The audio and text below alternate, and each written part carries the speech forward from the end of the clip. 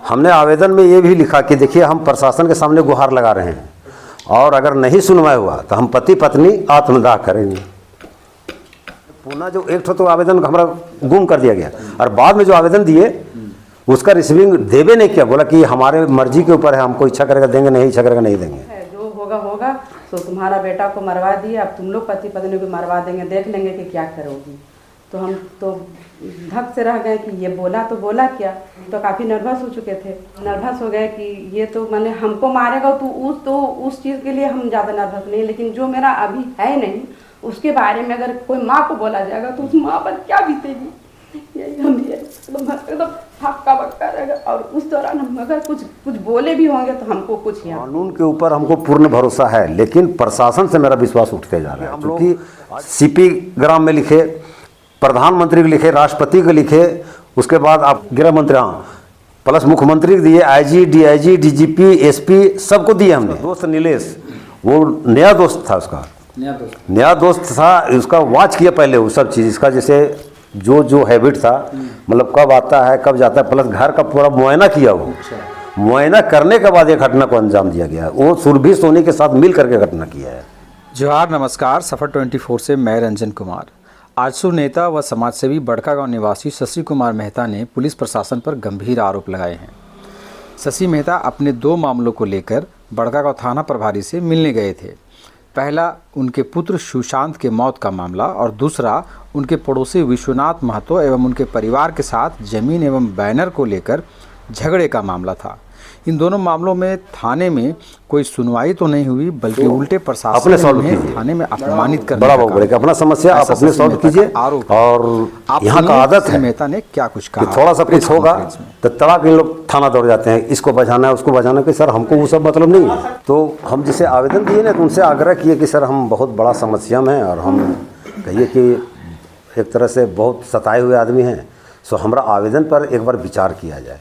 उन्होंने आवेदन पढ़ा तक नहीं, और उसके बाद हमको डायरेक्ट उन्होंने कहा कि अपना समस्या आप खुद समाधान कीजिए। हम कहे सर अगर होता तब तो फिर हम आते ही नहीं, चूँकि हम पूर्व विधायक प्लस जो मुखिया हमारा है, हमारा समाज का मालिक है, हम सभी लोग से मिलने के बाद हम हार के तब आपके पास आए हैं। तो उनका एक टुक में जवाब हुआ कि एक चीज़ बताइए कि यहाँ कितना घर होगा। तो हम कहिए सर 2500-3000 हज़ार होगा घर। हम प्रशासन कितना है, हम कहिए 100-150 होंगे सर आप लोग भी थाना में। तो संभव है कि सब घर में एक पुलिस बैठा दें। हम बोले कि देखिए सर, जैसे हमारा जिला में दमकल का है सर, फायर ब्रिगेड गाड़ी, लेकिन जब किसी के यहाँ आग लगता है तो भेजा जाता है ना, तो कम से कम जिसका समस्या है उसको तो आपको सुनना पड़ेगा सर। चूँकि आप थाना अध्यक्ष हैं और थाना अध्यक्ष अगर नहीं सुनेंगे तो हम कहाँ जाएंगे ये सब शिकायत लेकर के। तो उनका तो कुछ नेगेटिव टाइप का जवाब था, तो हमको अच्छा नहीं लगा। तो हम बोले कि देखिए सर, वैसे जो मतलब कानून है हम लोग भी जानते हैं थोड़ा मोड़ा, और हमारा एक जो फंडामेंटल राइट्स है उसके तहत तो एकदम बिल्कुल आपको, चूँकि इसी के लिए आपको यहाँ पोस्टिंग किया गया है, सरकार जो तनख्वाह दे रही है तो इसी के विषय में आपको दिया जा रहा है। और दूसरा चीज़ है सर, देखिए हम लोग सीनियर सिटीजन हैं और सीनियर सिटीजन का बात तो हर जगह सुना जाता है सर, ऐसा संविधान में भी लिखा हुआ है। तो एक लाइन में बोले कि आप अगर सीनियर सिटीजन हैं तो जाइए, हराम का मिलता है चावल, हराम का कपड़ा मिलता है, हराम का राशन रुपया मिलता है, घर मिलता है, खाइए आराम से कोने में पड़ल रहिए। हम बोले सर ऐसा तो सिस्टम नहीं है सर। तो इस बात से हमें बहुत बड़ा सदमा पहुंचा कि एक थाना प्रभारी, चूँकि हम लोग देखिए जैसे सीनियर सिटीजन के साथ हम पढ़े लिखे आदमी हैं, सामाजिक व्यक्ति भी हैं, और वहाँ पर संजोग से 3 पत्रकार भी थे वहाँ। नरेश जी भी थे, एगो आपका हैं प्रजापति जी हैं, राजेश, हाँ राजेश जी, और एक और थे, तीनों थे। तो ये बोले, नरेश जी बोले कि देखिए सर, मेहता जी जो हैं सो ये सोशल आदमी हैं, अगर इनको कोई समस्या है तो थोड़ा आपको इस पर विचार करना चाहिए। लेकिन बड़ा बाबू में ज़रा सा भी फर्क नहीं पड़ा। एगो नॉमिनल एक भेज दिया गया, सविता मैडम जो हैं, हाँ सावित्री मैडम, वो सिर्फ आई, बाहर देखी, अच्छा ठीक है हो जाएगा। हम कह लिए जो समस्या है उस पर आप खाली संज्ञान लीजिए। हम कह देखिए हम लोग को डराया गया है कि, और ये बात बोला है वो कि जिस तरह तुम्हारा पुत्र ख़त्म हो वैसे तुम लोग को भी दोनों ख़त्म करेंगे। तो हम लोग तो डरे हुए हैं। मान लीजिए सर आप हमारा आवेदन पर विचार नहीं कर रहे, कल हमारे यहाँ घटना घट जाएगा तो अब तो हमारा आवेदन आपके यहाँ खाली इसी पन्ना में रखल रह जाएगा। तो मतलब हमको हर जगह पर नेगेटिव जवाब मिला थाना से, हम संतुष्ट नहीं हुए। यहाँ सिस्टम का है ना, जैसे केस आप दिए तो हमको बाद में पता चला कि केस के साथ एक चढ़ावा भी चढ़ाना पड़ता है, जो कि हमने फुलफिल नहीं किया। और केस जैसे अब जिसके अगेंस्ट में कर रहे हैं, अगर उसका अगेंस्ट पार्टी उससे अगर दुगना चढ़ावा चढ़ा दिया तो आपका वो जो एप्लीकेशन है उसको रद्दी टोकरी में डाल दिया जाएगा। मतलब यहाँ सिस्टम है, मतलब पैसा से ही यहाँ हाँ, केस बस रजिस्टर बस। होता है। मुख्य रूप से बड़का गांव में जो प्रशासन के लोग हैं उनका मुख्य उद्देश्य है, थाना पर आप करप्शन का आरोप लगा रहे हैं एक तरीके से। हाँ वो एकदम करप्शन है ही नहीं, करप्शन है ही। यहाँ सिर्फ बालू कैसे उससे पैसा लिया जाएगा, कोयला से कैसे पैसा लिया जाएगा, एनटीपीसी से अगर एनटीपीसी का कोई समस्या आ जाए तो 1 मिनट लेट नहीं करेगी प्रशासन। उसमें प्रशासन अवेलेबल हो जाता है। कौन बोले थे कि जिस तरह आपका बेटा को हाँ ये बात बोला था, ये राधा देवी और हिमांचल कुमार बोला था, दोनों उसका बेटा और उनकी पत्नी। हाँ दोनों एक साथ नहीं बोला, वो जो उसका पत्नी पहले बेटा बोला फिर उसकी पत्नी। उसकी पत्नी भी वही बात। पहले बेटा बोला और पत्नी भी रिपीट की। उसके परिवार लोग, हाँ उसी परिवार वाले। मतलब वो राधा देवी और हिमाचल का तो परिवार में हाँ। हमने आवेदन में ये भी लिखा कि देखिए हम प्रशासन के सामने गुहार लगा रहे हैं और अगर नहीं सुनवाई हुआ तो हम पति पत्नी आत्मदाह करेंगे।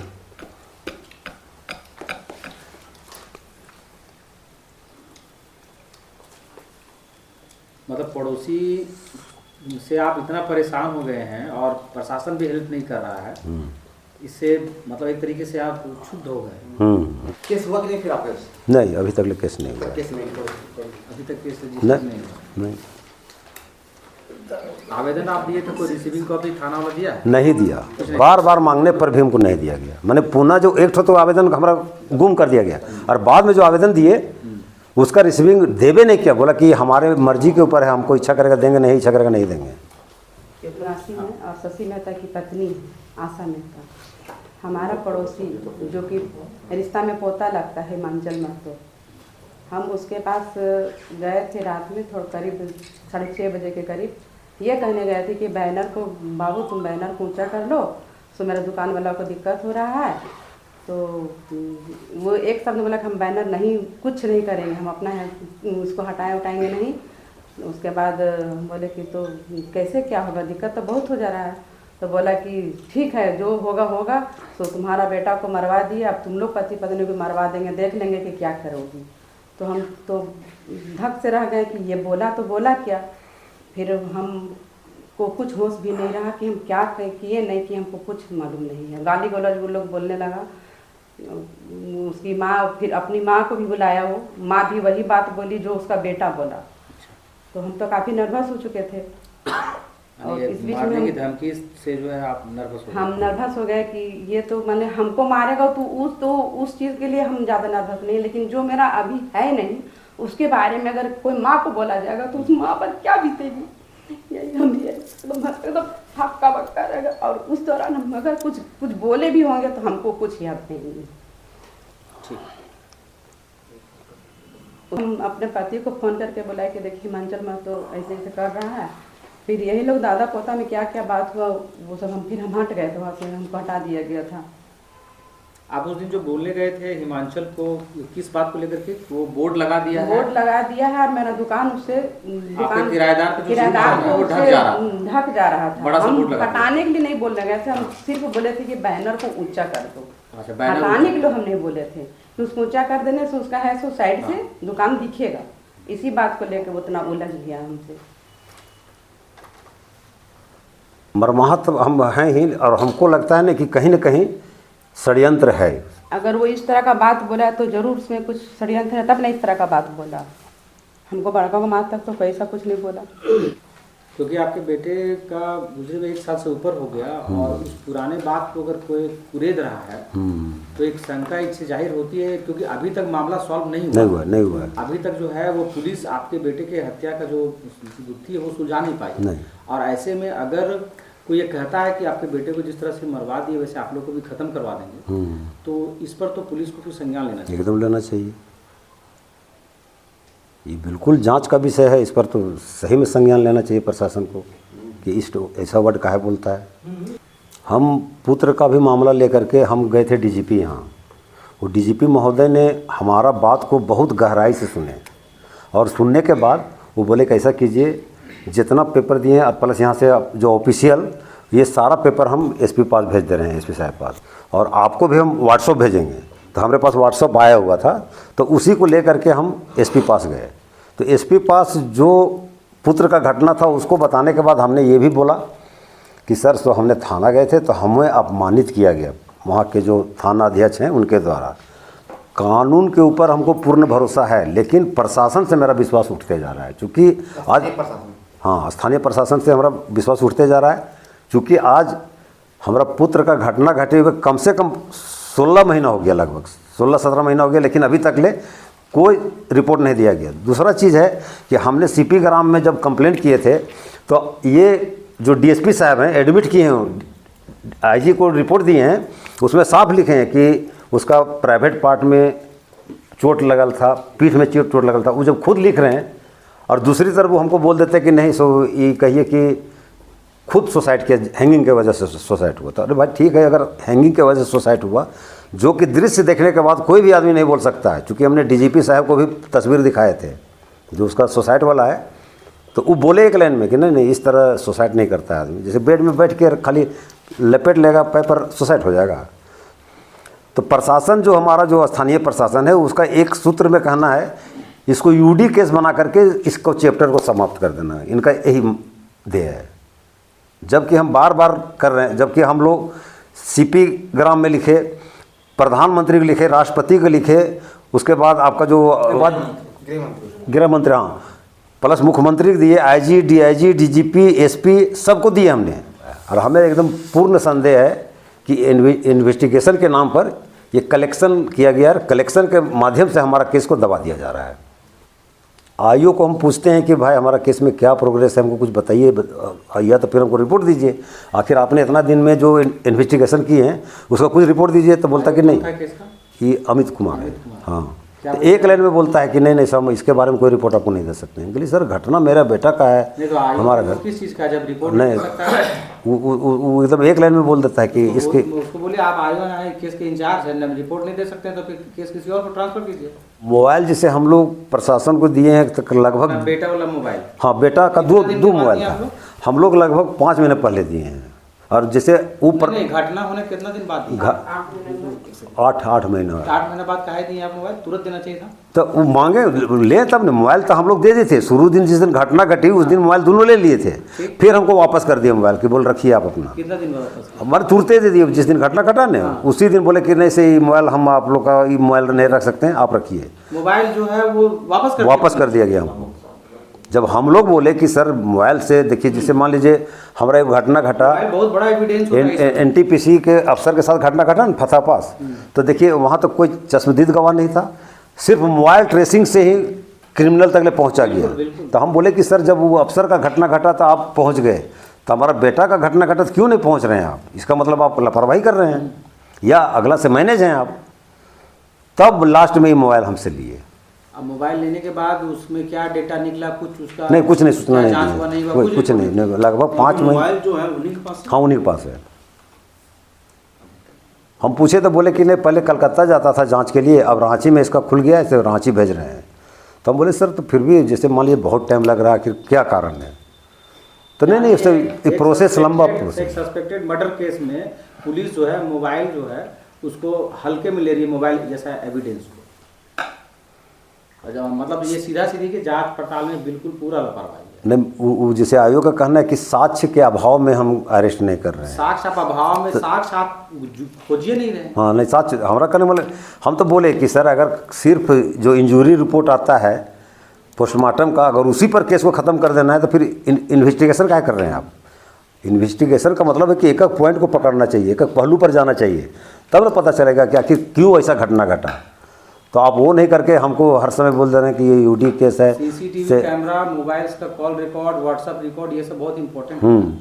इस सब पर पुलिस ध्यान नहीं दे रही। नहीं बिल्कुल ध्यान नहीं, केस को दबाने पर बस एक लाइन में जब भी जाते हैं ना, देखिए शशि जी ये यूडी केस है, ये हैंगिंग के वजह से सुसाइड किया। तो हम कहिए सर हैंगिंग जैसे यहाँ पर बेड लगा देंगे, और वो लड़का का हाइट कम से कम था तो लगभग 6 फीट से कुछ कम था। तो अगर बेड पर से हम खड़ा कर देंगे तो ये जानते हैं पंखवा से हमको लगता है कि मात्र 1 फीट बचेगा।